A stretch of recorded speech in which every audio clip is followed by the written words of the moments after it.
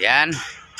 For today's video mga idol, kababalik lang natin dito sa Manila. So, ayan, dito na tayo nagpagupit. Nabawasan natin yung buhok natin. So, ngayon meron tayong gagawin dahil meron tayong garden dito. Yung mga tanim-tanim natin na iniwanan natin dito. Simula nung December 30 na umuwi tayo ng probinsya sa Mindanao. So ayun, nakita ko dito sa aking mga garden is natuyo na yung mga kamuting kahoy. Ayan. Ayan, ano na yung mga kamuting kahoy dyan, oh. Na yung mga dahon niya. Mataas na yung ano ng puno. Wala nang mga dahon dahil sa sobrang init dito. Pero doon sa Mindanao area, doon sa amin is malakas ang ulan. So pagdating ko nga doon nung December 30, baha pa. Nahirapan pa akong tumawid papunta sa bahay. So ngayon pabalik na tayo. Ngayon is January 18 na ngayon. Balik na tayo sa trabaho. Ayan, andito doon lang yung planta. Ayan yung planta doon. Yun na yun. Diyan lang yung pinagtatrabuhan ko. Saka sa likod niya, dito ako nag-garden para makatipid tayo sa mga bilihin. Kasi dito sa Manila is mahal yung mga bilihin. Na kahit yung mga gulay, nakatulad dito sa mga nakikita nyo, yan, tulad ng papaya na yan, is bibilhin nyo pa yan kung hindi kayo magtanim. So malaking bagay na magtanim. Ayan, nakita nyo sa paligid yung mga may mga gabi tapos kamuting kahoy, mga papaya. Dito may gumagapang na patula na marami na kaming nakuha na bunga. So laking bagay talaga, makakatipid ka. Ang kailangan lang pag may bakanting lupa, taniman mo lang, hindi mo mamalayan na laki tutubo. So ngayon ang gagawin natin is ito, kasi bago ako umalis, medyo maliit pa yung mga bunga niyan, yung papaya na yan. Sa ibabaw niyan meron pang patula na hindi nakuha. Meron doon, malaki na.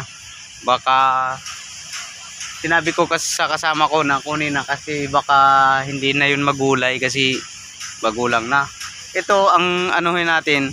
Ito, titingnan natin yung bunga niya. Kasi bago ako umalis, kinuhanan to ng 3 piraso na malaki. Tapos binalot ko lang kasi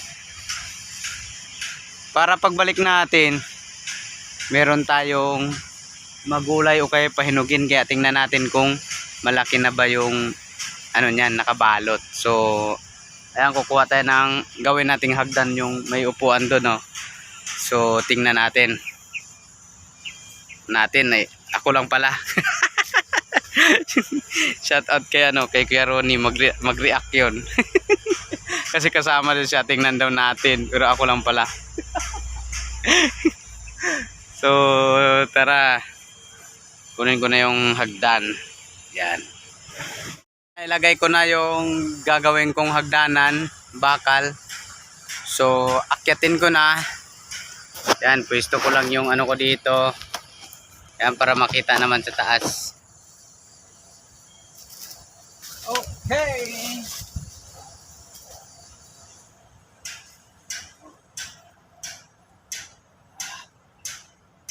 Sana malaki na to.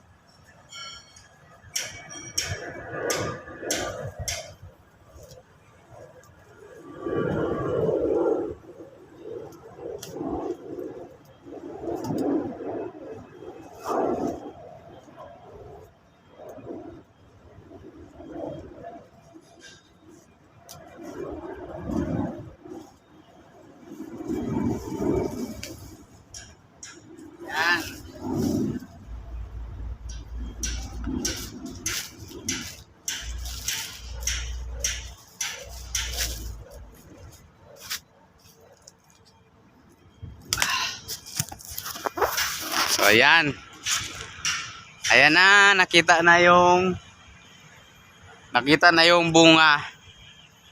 Legit na legit. Ayan, malalaki na yung papaya ko. Ang ganda. Yan. Yan, ano natin, harap sa harap.